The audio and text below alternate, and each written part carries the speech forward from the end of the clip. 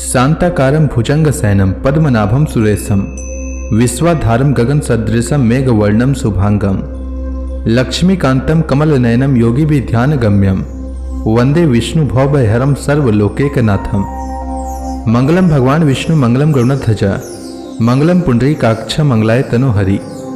ओम नमो भगवते वासुदेवाय। आज का दिन आप सभी के लिए मंगलमय हो। आज मैं अगन मास कथा का 21वां अध्याय सुनाने वाला हूँ। तो आइए सुनते हैं अगन मास कथा का 21वां अध्याय। प्रहलाद जी की पवित्र कथा सुनने के पश्चात मैत्रेय जी ने श्री पराशर जी से कहा, हे गुरुवर, अब हमें परीक्षित नंदन जन्मेजय जी के बारे में जानने की इच्छा हो रही है। कृपया उनके विषय में हमें विस्तार पूर्वक बताएं। श्री पराशर जी ने कहा, हे मैत्रेय, अब मैं तुम्हें जो कथा सुनाने जा रहा हूं वह कथा श्री उग्र सर्वा जी ने शौनक आदि ऋषियों को सुनाया था। यह कथा सुनने मात्र से मनुष्य को कभी धन धान्य की कमी नहीं होती है और अपने साथ साथ 7 पीढ़ियों तक के पूर्वजों को मोक्ष की प्राप्ति होती है। इसलिए इस कथा को ध्यान पूर्वक श्रवण करो। उग्र सर्वा जी ने शौनक आदि ऋषियों से कहा, ऋषियों, परीक्षित नंदन जन्मेजय अपने भाइयों के साथ कुरुक्षेत्र में एक लंबा यज्ञ कर रहे थे। उनके 3 भाई थे, श्रुतसेन, उग्रसेन और भीमसेन। उस यज्ञ के अवसर पर वहां एक कुत्ता आ गया। जन्मेजय के भाइयों ने उसे पीटा और वह रोता चिल्लाता अपनी मां के पास गया। रोते चिल्लाते कुत्ते से मां ने पूछा, बेटा, तू क्यों रो रहा है? किसने तुझे मारा है? उसने कहा, मां, मुझे जन्मेजय के भाइयों ने पीटा है। मां बोली, बेटा, तुमने उनका कुछ न कुछ अपराध किया होगा। कुत्ते ने कहा, मां, न मैंने भविष्य की ओर देखा और न किसी वस्तु को चाटा ही। मैंने तो कोई अपराध भी नहीं किया। यह सुनकर माता को बड़ा दुख हुआ और वह जन्मेजय के यज्ञ में गई। उसने क्रोध से कहा, मेरे पुत्र ने भविष्य की ओर देखा तक नहीं, कुछ चाटा भी नहीं, और फिर इसने कोई अपराध नहीं किया। फिर इसे पीटने का कारण क्या था? जन्मेजय और उनके भाइयों ने इसका कोई उत्तर नहीं दिया। कुतिया ने कहा, तुमने बिना अपराध मेरे पुत्र को मारा है, इसलिए तुम पर अचानक ही कोई महान भय आवेगा। देवताओं की कुतिया शर्मा का यह शाप सुनकर जन्मेजय बड़े दुखी हुए और घबराए भी। यज्ञ समाप्त होने पर वे हस्तिनापुर आए और एक योग्य पुरोहित ढूंढने लगे जो इस अनिष्ट को शांत कर सके। एक दिन वे शिकार खेलने गए। घूमते घूमते अपने राज्य में ही उन्हें एक आश्रम मिला। उस आश्रम में श्रुतसर्वा नाम के एक ऋषि रहते थे। उनके तपस्वी पुत्र का नाम था सोमश्रवा। जन्मेजय ने उस ऋषि पुत्र को ही पुरोहित बनाने का निश्चय किया। उन्होंने श्रुतसर्वा ऋषि को नमस्कार करके कहा, भगवान, आपके पुत्र मेरे पुरोहित बने। ऋषि ने कहा, मेरा पुत्र बड़ा तपस्वी और स्वाध्याय संपन्न है। यह आपके सारे अनिष्टों को शांत कर सकता है। केवल महादेव के शाप को मिटाने में इसकी गति नहीं है, परंतु इसका एक गुप्त व्रत है। वह यह कि यदि कोई ब्राह्मण इससे कोई चीज मांगेगा तो यह उसे अवश्य दे देगा। यदि तुम ऐसा कर सको तो इसे ले जाओ। जन्मेजय ने ऋषि की आज्ञा स्वीकार कर ली। वे सोमश्रवा को लेकर हस्तिनापुर आए और अपने भाइयों से बोले, मैंने इन्हें अपना पुरोहित बनाया है। तुम लोग बिना विचार के ही इनकी आज्ञा का पालन करो। भाइयों ने उनकी आज्ञा स्वीकार की। उन्होंने तक्षशिला पर चढ़ाई की और उसे जीत लिया। उन्हीं दिनों उस देश में आयोधधौम्य नाम के एक ऋषि रहा करते थे। उनके 3 प्रधान शिष्य थे, आरुणि, उपमन्यु और वेद। इनमें आरुणि पंचाल देश का रहने वाला था। उसे उन्होंने एक दिन खेत की मेड़ बांधने के लिए भेजा। गुरु की आज्ञा से आरुणि खेत पर गया और प्रयत्न करके हार गया, तो भी उससे बांध न बंधा। जब वह तंग आ गया तो उसे एक उपाय सूझा। वह मेड़ की जगह स्वयं लेट गया। इससे पानी का बहना बंद हो गया। कुछ समय बीतने पर आयोधधौम्य ने अपने शिष्य से पूछा, आरुणि कहाँ गया? शिष्यों ने कहा, आपने ही तो उसे खेत की मेड़ बांधने के लिए भेजा था। आचार्य ने शिष्यों से कहा, चलो हम लोग भी जहां वह गया है वहीं चलें। वहां जाकर आचार्य पुकारने लगे, आरुणि, तुम कहाँ हो? आओ बेटा। आचार्य की आवाज पहचान कर आरुणि उठ खड़ा हुआ और उनके पास आकर बोला, भगवान, मैं यहाँ हूँ। खेत से जल बहा जा रहा था। जब उसे मैं किसी प्रकार न रोक सका तो स्वयं ही मेड़ के स्थान पर लेट गया। अब यकायक आपकी आवाज सुन मेड़ तोड़कर आपकी सेवा में आया हूँ। आपके चरणों में मेरा प्रणाम है। आज्ञा कीजिए, मैं आपकी क्या सेवा करूं? आचार्य ने कहा, बेटा, तुम मेढ़ के बांध को उद्यलन करके उठ खड़े हुए हो, इसलिए तुम्हारा नाम उद्यलक होगा। फिर कृपा दृष्टि से देखते हुए आचार्य ने और भी कहा, बेटा, तुमने मेरी आज्ञा का पालन किया है, इसलिए तुम्हारा और भी कल्याण होगा। सारे वेद और धर्मशास्त्र तुम्हें ज्ञात हो जाएंगे। अपने आचार्य का वरदान पाकर वह अपने अभिष्ट स्थान पर चला गया।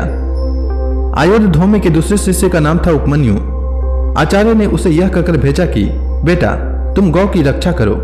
आचार्य की आज्ञा से वह गाय चराने लगा। दिन भर गाय चराने के बाद सायंकाल आचार्य के आश्रम पर आया और उन्हें नमस्कार किया। आचार्य ने कहा, बेटा, तुम मोटे और बलवान दिख रहे हो, खाते पीते क्या हो? उसने कहा, आचार्य, मैं भिक्षा मांगकर खा पी लेता हूं। आचार्य ने कहा, बेटा, मुझे निवेदन किए बिना भिक्षा नहीं खानी चाहिए। उसने आचार्य की बात मान ली। अब वह भिक्षा मांगकर उन्हें निवेदित कर देता और आचार्य सारी भिक्षा लेकर रख लेते। वह फिर दिन भर गाय चराकर संध्या के समय गुरुगृह में लौट आता और आचार्य को नमस्कार करता। एक दिन आचार्य ने कहा, बेटा, मैं तुम्हारी सारी भिक्षा ले लेता हूं, अब तुम क्या खाते पीते हो?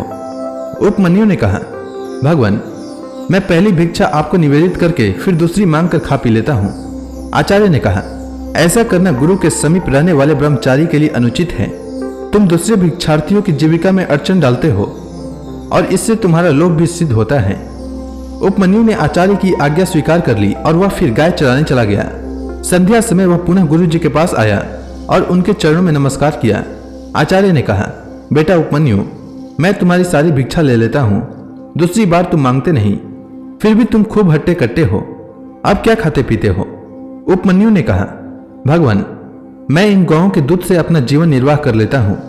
आचार्य ने कहा, बेटा, मेरी आज्ञा के बिना गौओं का दूध पी लेना उचित नहीं है। उसने उनकी वह आज्ञा भी स्वीकार की और फिर गौएं चराकर शाम को उनकी सेवा में उपस्थित होकर नमस्कार किया। आचार्य ने पूछा, बेटा, तुमने मेरी आज्ञा से भिक्षा की तो बात ही कौन, दूध पीना भी छोड़ दिया, फिर क्या खाते पीते हो?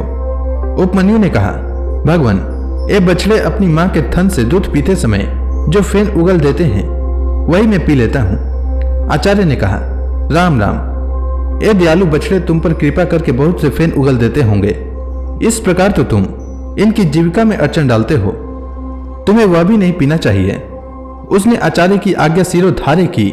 अब खाने पीने के सभी दरवाजे बंद हो जाने के कारण भूख से व्याकुल होकर उसने एक दिन आग के पत्ते खा लिए।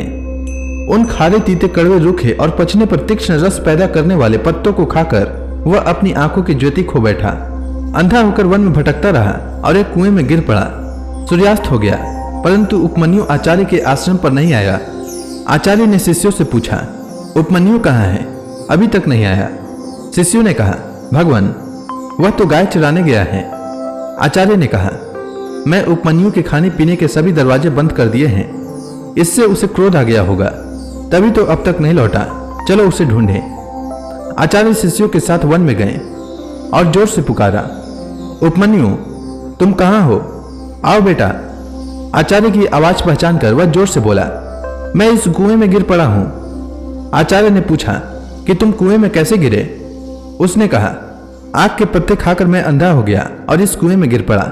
आचार्य ने कहा, तुम देवताओं के चिकित्सक अश्विनी कुमार की स्तुति करो, वे तुम्हारी आंखें ठीक कर देंगे। तब उपमन्यु ने वेद की ऋचाओं से अश्विनी कुमार की स्तुति की। उपमन्यु की स्तुति से प्रसन्न होकर अश्विनी कुमार उनके पास आए और बोले, तुम यह पुआ खा लो।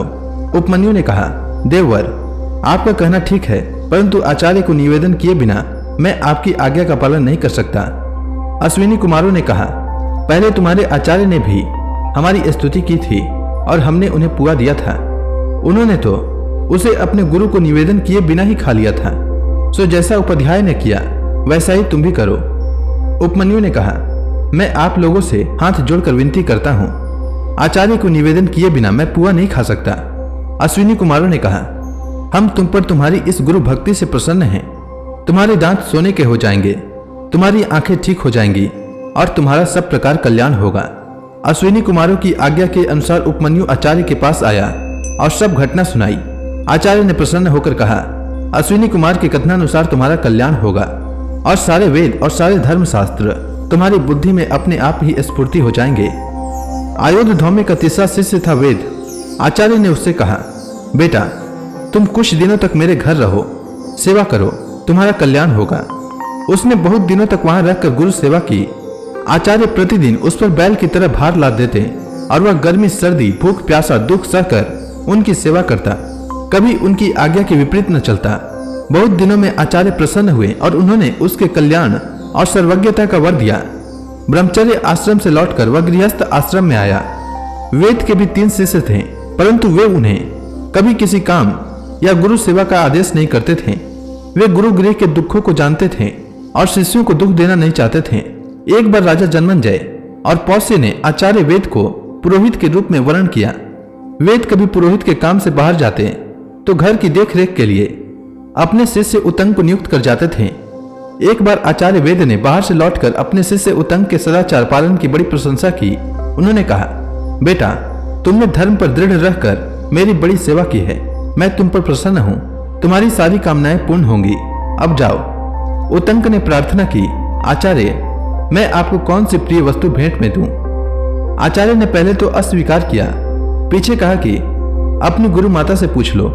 तब उतंक ने गुरु माता से पूछा तो उन्होंने कहा, तुम राजा पुष्य के पास जाओ और उनकी रानी के कानों के कुंडल मांग लाओ। मैं आज के 4थे दिन उन्हें पहनकर ब्राह्मणों को भोजन परोसना चाहती हूँ। ऐसा करने से तुम्हारा कल्याण होगा, अन्यथा नहीं।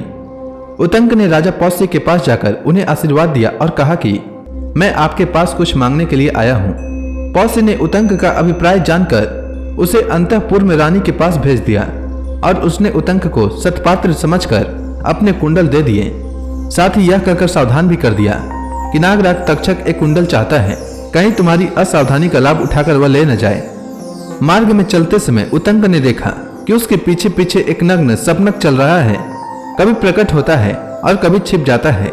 एक बार उतंक ने कुंडल रखकर जल लेने की चेष्टा की, इतने में ही एक छपनक कुंडल लेकर अदृश्य हो गया।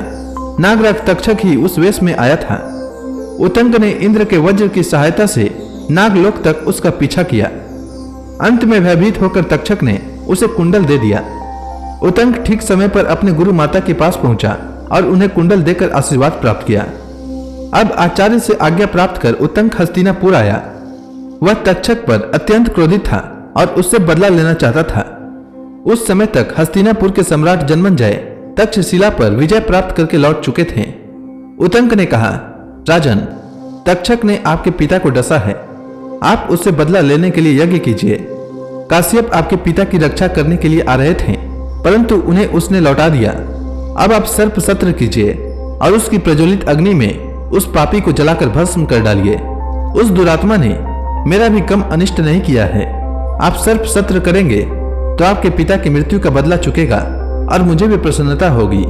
तो इसी के साथ यह अध्याय समाप्त हुआ। इसके आगे की कथा मैं कल के अध्याय में सुनाऊंगा। तब तक के लिए भगवान श्री हरि का नाम लेते रहें। तो प्रेम से बोलिए भगवान विष्णु की जय, श्री कृष्ण भगवान की जय, तुलसी माता की जय, लक्ष्मी माता की जय, समस्त देवी देवताओं की जय।